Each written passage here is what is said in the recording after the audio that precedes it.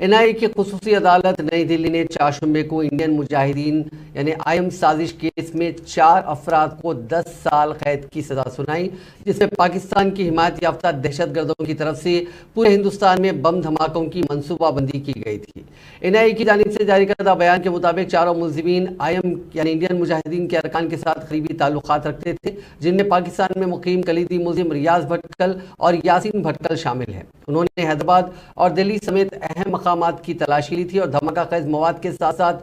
اسلحہ اور گولہ بارود بھی منگوایا تھا۔ یہ مقدمہ انڈین مجاہدین کے اراکین کی طرف سے رچی گئی سازش سے متعلق ہے، جو ملک میں مختلف دھماکوں کو انجام دینے کے لیے ذمہ دار ہے، جن میں مارچ 2006 کے وارانسی دھماکے، جولائی 2006 کے ممبئی سلسلہ وار دھماکے، UP کی عدالتوں میں وارانسی، فیض آباد میں سلسلہ وار دھماکے شامل ہیں۔ نومبر 2007 میں لکھنؤ، اگست 2007 کے حیدرآباد کے جڑواں دھماکے، جے پور سلسلہ وار دھماکوں کے علاوہ دہلی سلسلہ وار دھماکوں اور 2008 میں احمد آباد سلسلہ وار دھماکے، 2010 کے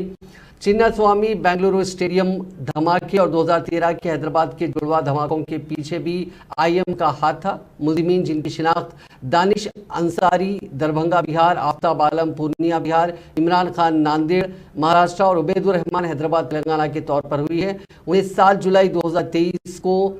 UAP کے تحت مجرم قرار دیا گیا اور